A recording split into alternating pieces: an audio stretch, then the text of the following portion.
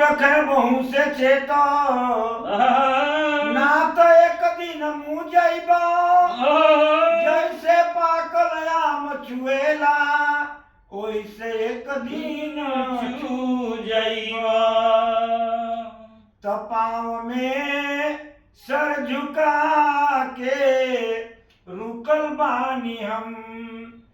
कहियो बरदान हमारा मिलबे करी पाँव में सर झुका के रुकल बानी हम कहियो